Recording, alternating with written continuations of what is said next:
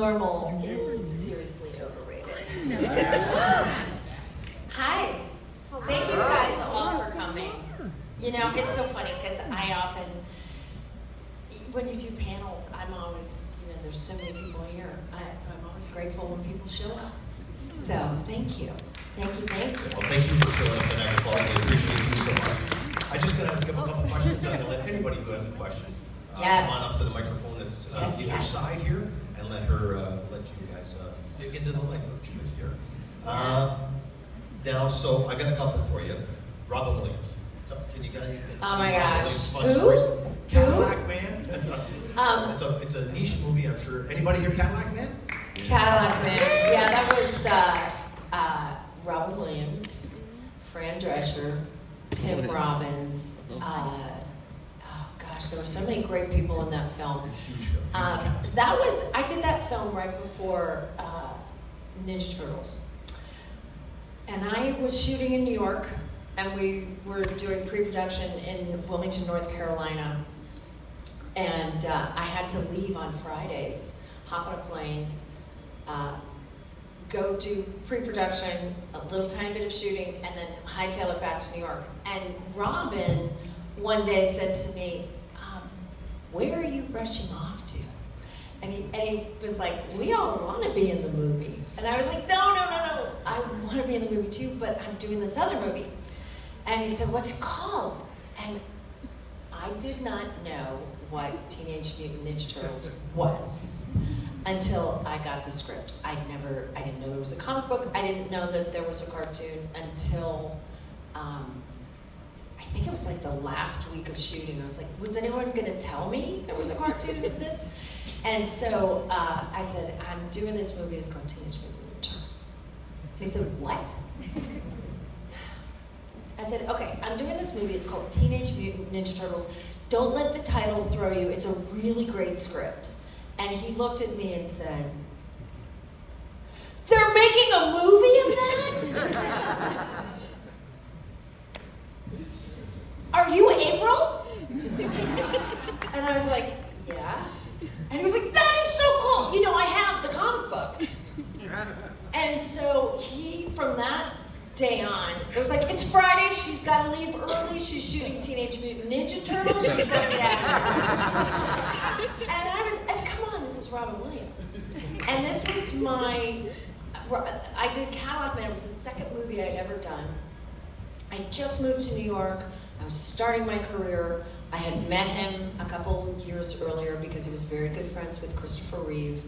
And Chris and I were doing a movie, a play together. And I met Robin, and he was just like, he was still doing drugs then. When I worked with him the second time, he was not. So it was a different Robin that I met, always brilliant, always charming.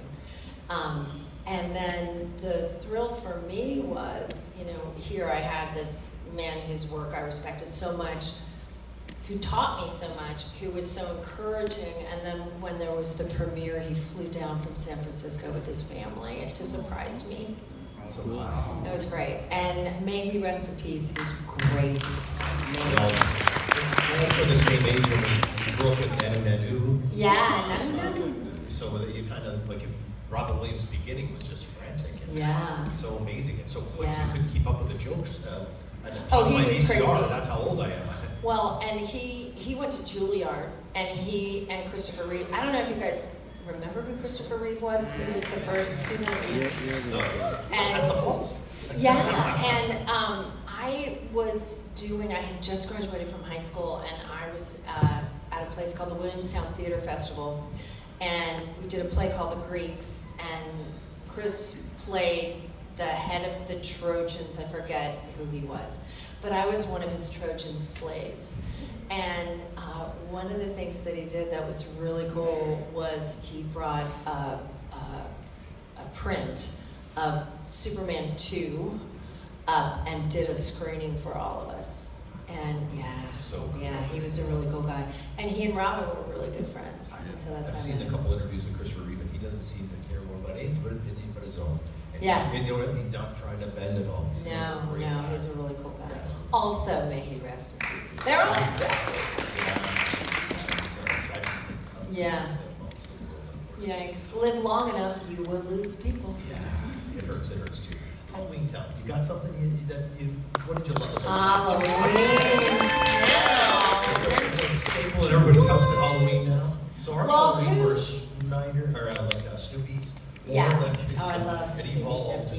Yeah. Like a Bob Crane maybe for us. Yeah. Well, Halloween Town was a movie that, it was early Disney Channel.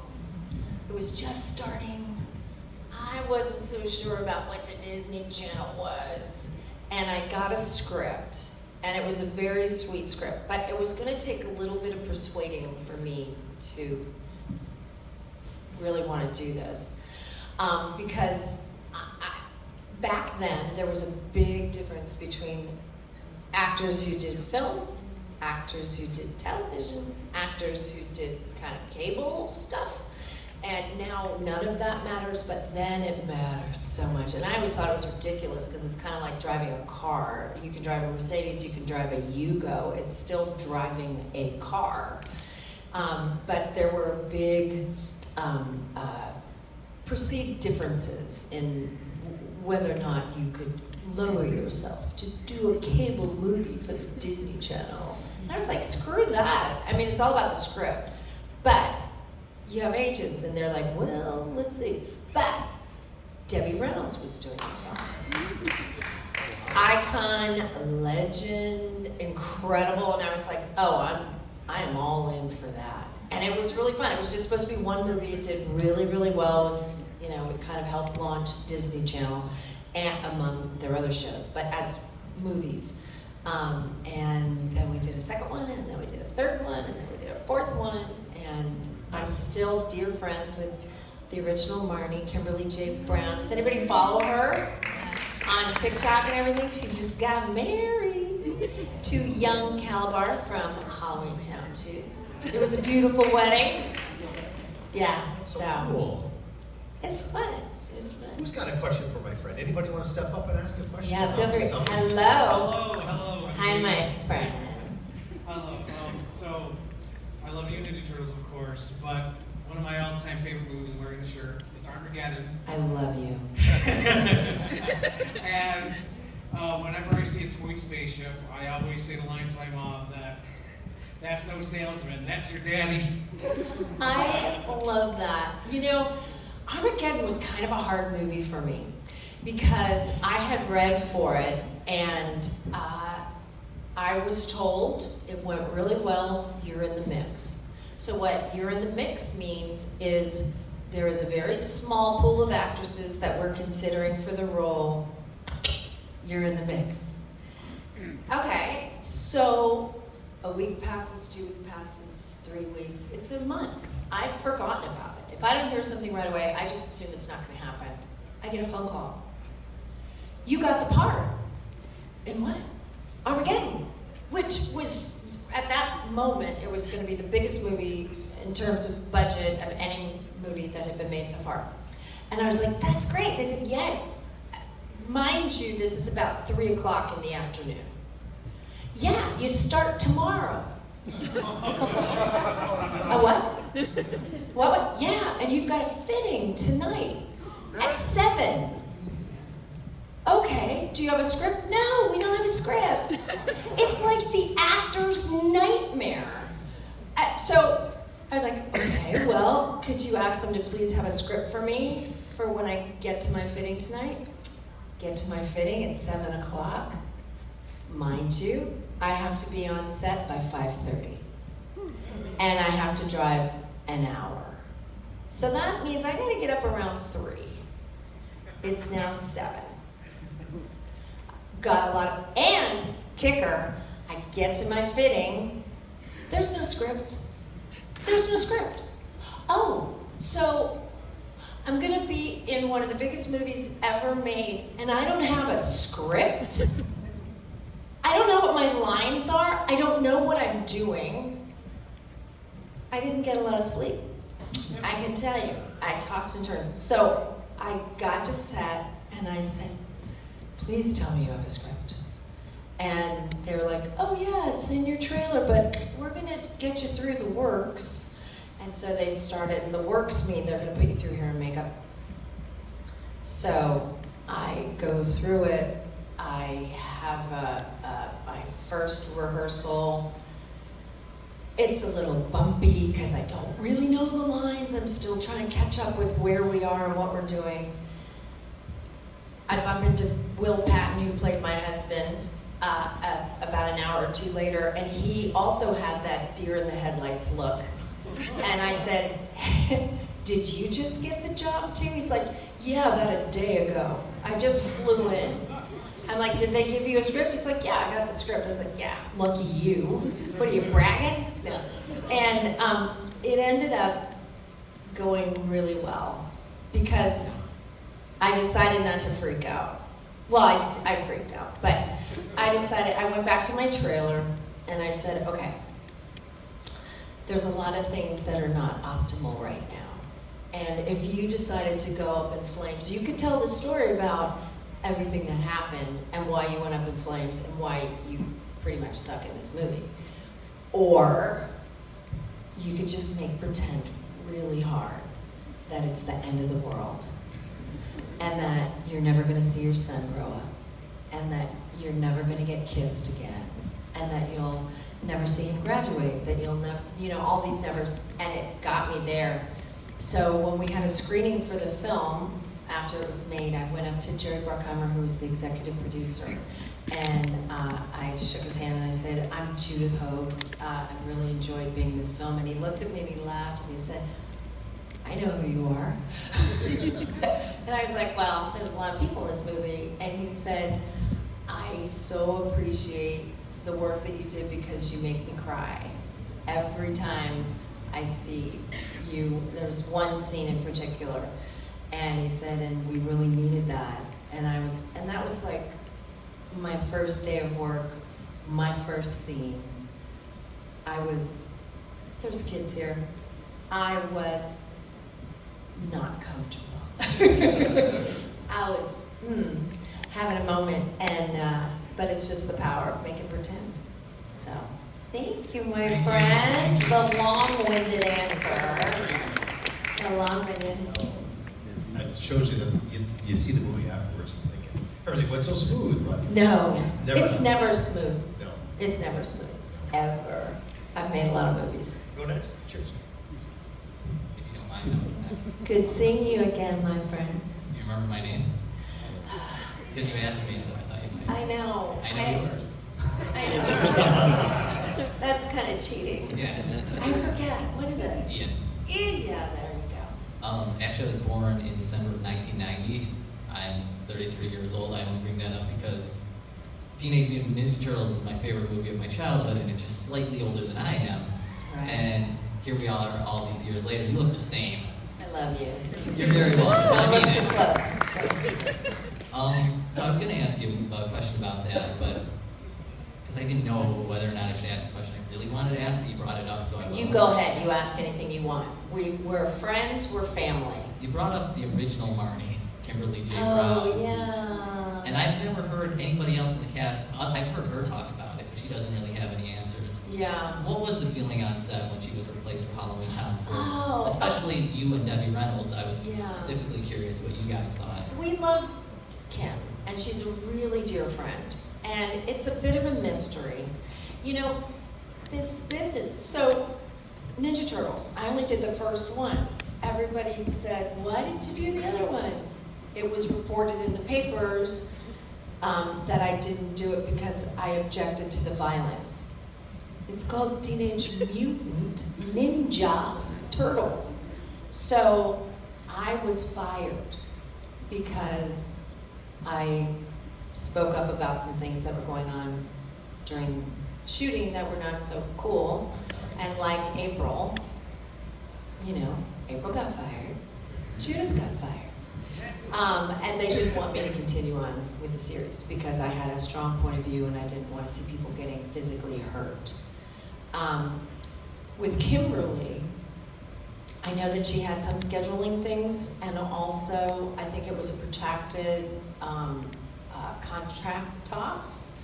And sometimes in this industry, if you're not doing exactly what they want, when they want, how they want it, they move on.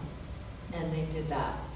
And it's too bad, because she's brilliant, and if they ever made another one, she'd be back. So what did you and Debbie Reynolds think? Was there any kind of backlash at the time? Were Oh, you like, no. we I mean, won't keep going without her? No, the show must go on. Debbie has had more challenging, may she also rest in peace, experiences in her career. Like the fact that the very first day that we rehearsed together, I went into her trailer. She used to have a casino and a hotel.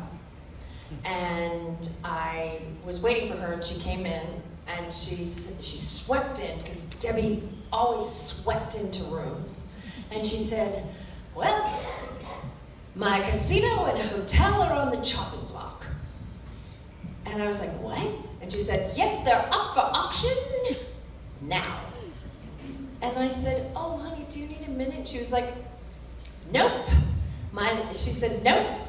My life is just a series of fascinating disasters. Let's rehearse. And we did. And so, when you've been in the business long enough, I can tell anybody who wants to be an actor, just get ready, because it's challenging and stuff happens.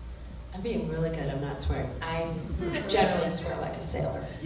Now there's little bits here, so we're gonna just be nice. But stuff happens that you wish didn't happen. So the way that we approached it was, wow, we really miss her, wish she was part of this. Sarah Paxton was coming in. The most important thing we could do was make her feel welcome and invite her in.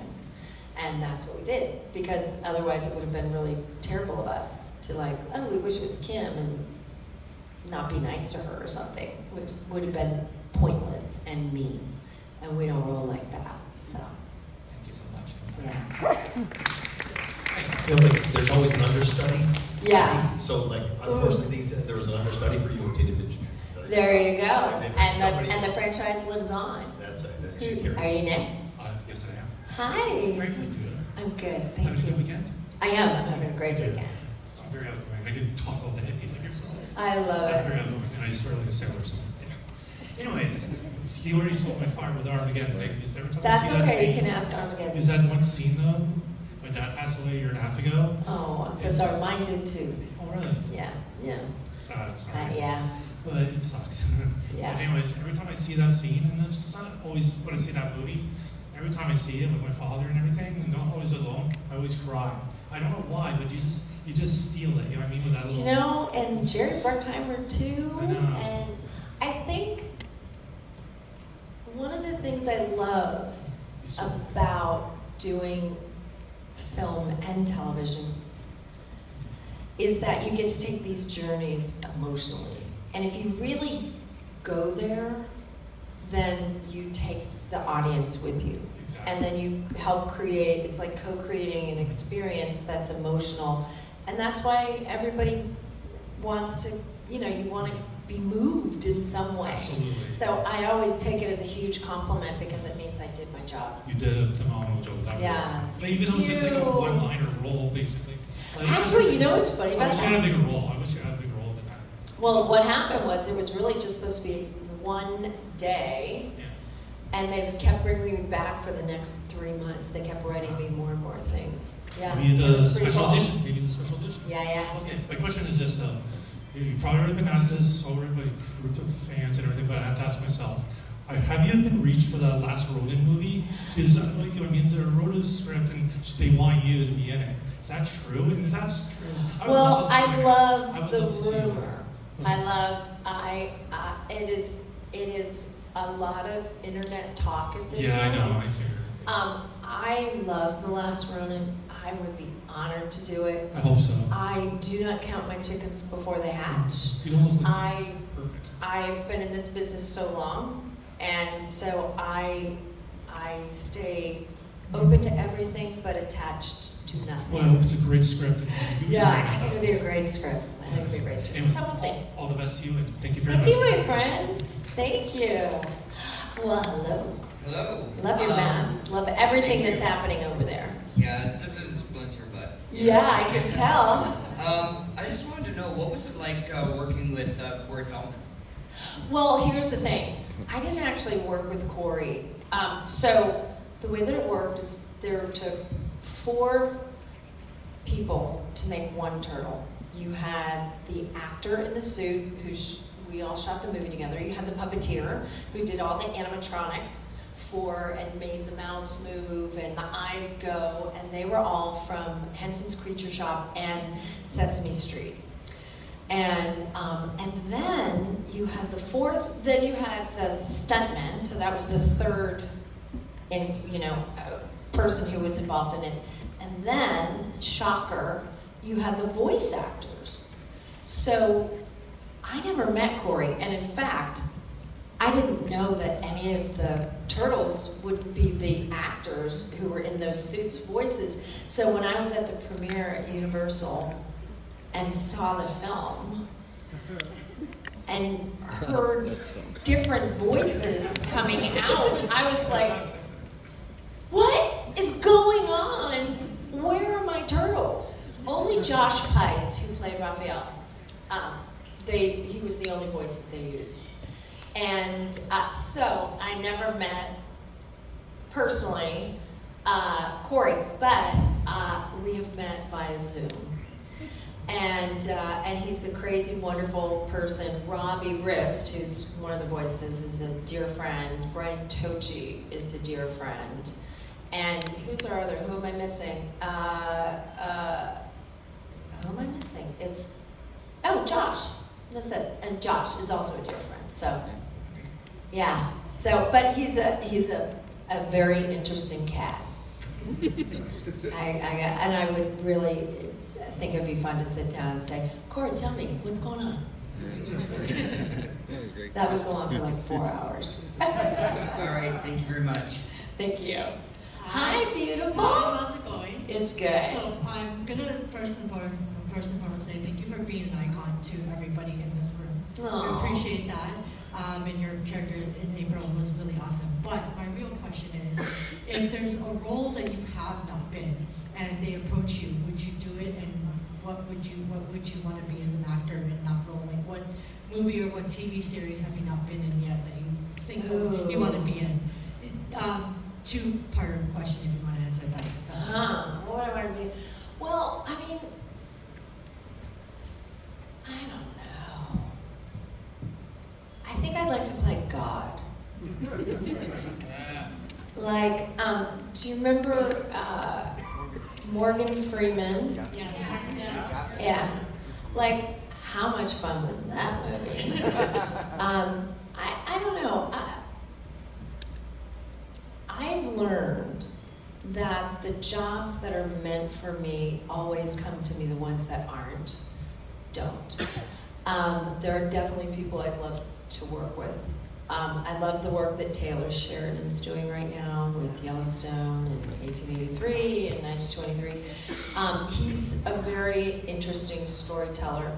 The challenge is right now is that, COVID really hurt so many industries, definitely the film industry, film and television. The last strike that we just had was devastating.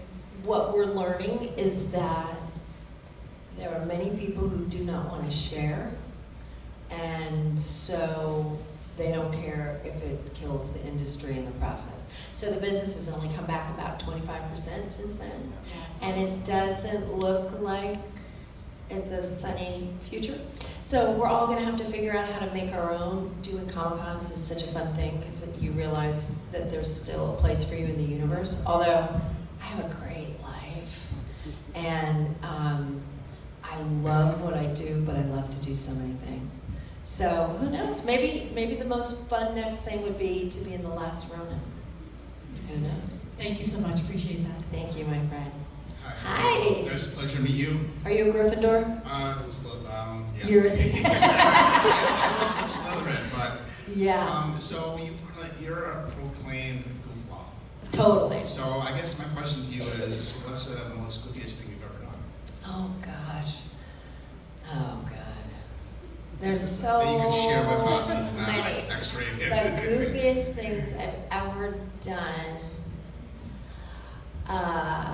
You know, it happens on such a daily basis. I don't even think it's goofy. But I would, you know, it's funny. I was just visiting my mom, and my cousin was there, and we were talking about how we went to go pick up my grandmother at the airport, and I was a little girl, and there were wheelchairs. Back then, they'd just leave wheelchairs out. So I got into the wheelchair, and they were wheeling me around, and then there was a whole group of people, and I very slowly and unsteadily got up and started walking and said, "Oh my God, I can walk! I can walk!" And people just like broke out in applause. And, and then you realize, like, how am I gonna like end this? Like, Start skipping away. yeah. So I've been known to do goofball stuff, but I just like play with strangers. Like I'll be at the airport and stuff, and I just mess with people. One thing I'll give you a hint to do, because I do this a lot, What do you do? is go on your camera if you got an iPhone, just airdrop photos, random photos of people, like see who's in the area, and just Right. random airdrop photos of them. Oh, Something that's like, what the hell is this? hilarious. So that's something I like to do next time you're at the airport. Fellow goofball. Yeah, there you go. Thank you. Thank you. Hi, beautiful. It's you. Hi, You're beautiful. I have two questions. Okay. One is, in 2015, there was a show that there's a Ninja Turtle animation thing that I used to watch. Right. It's not on Netflix anymore, sadly, but I used to watch it like all the time. And it's the one where Splinter is like tall. Uh-huh. And I was wondering if you played the girl in that. No. No. There's been a lot of Aprils. We're a club. We're a club. And the second question is that since this is I forgot the name, Mm-hmm. I was wondering if we can see like any Ninja Turtles, because we have one right here. We do. A very, very gorgeous Ninja Turtle. I love it. I love it. You know what? I love this so much. I saw an April O'Neil. It was a beautiful red-haired gentleman in a yellow suit with a Channel 3 microphone, and he was so rocking it. And I was like, yes, I need that suit. So kudos. I love it. You made it? Well done. Oh, thank you very much. Thank you. I have no room in my house for any more Ninja Turtle paraphernalia. We've got time for a couple more questions. All right. Thank you. Speaking of Ninja Turtle paraphernalia, I was about 5 when the movie came out, and I was a huge fan of the cartoon. I had bed sheets, the pillowcases, the soap dish. They marketed the crap out all of of that. it. Yeah. And speaking of there being multiple Aprils, I liked your version the best. I felt like your version was punchy and spunky. And those littles are mine, so I'll also refrain from swearing. There you go. All right. But I liked your version of April so much that I wanted to know, and you mentioned a little bit about like if you had noticed that, or you had known that there was a cartoon before. Yeah, I had no idea. So where did your motivation come from to play that character as you did? I was a little sister. I had older brothers. They were identical twins. They were 3 years older than I. And they used to beat on me. And we all beat on each other. And so in order to keep up with my brothers, I would do everything they do, or I would try to do it before they did it. Like if it was, you're by a lake and somebody's got to jump out of the tree first into the water, I was up that tree and I was jumping first. So it was really, you know, I was still a new actress. It was the third movie that I'd ever done.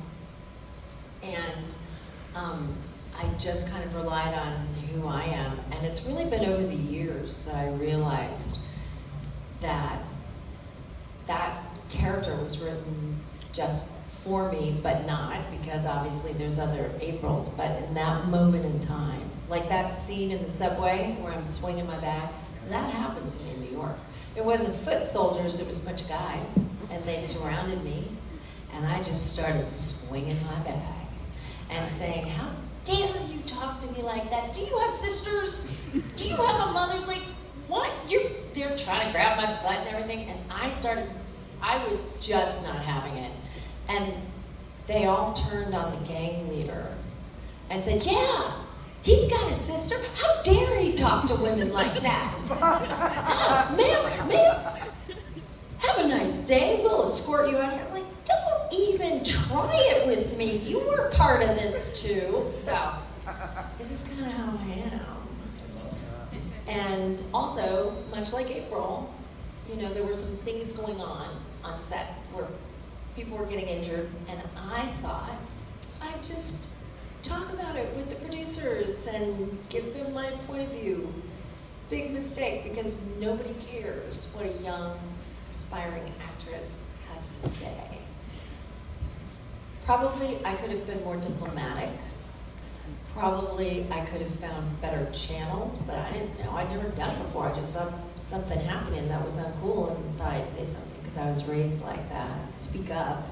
So I have zero regrets, and I am still so proud and honored to be part of the Ninja Turtle universe.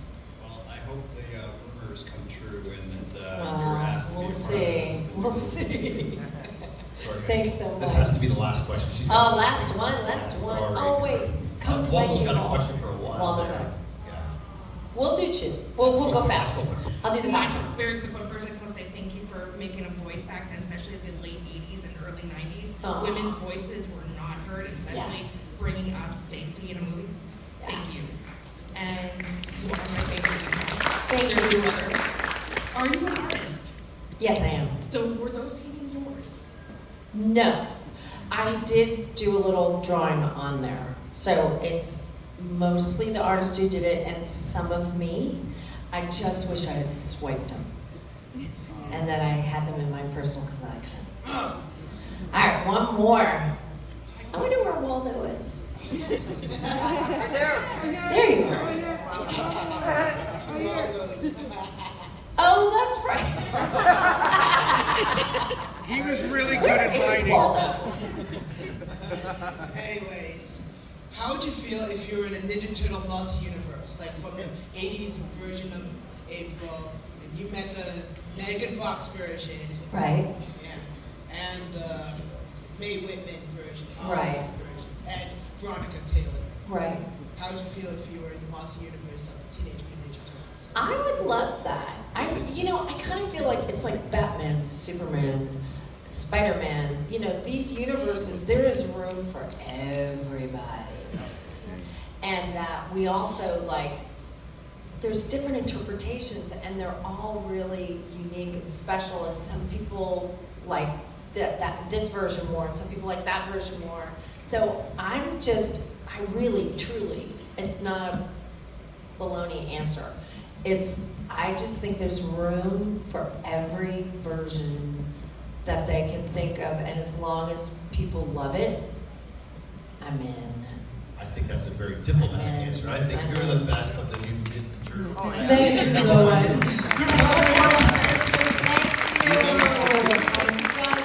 If you have questions, you were too shy to ask, or you didn't get to your question, please come on over the table and we will chat more there. She definitely has time for you.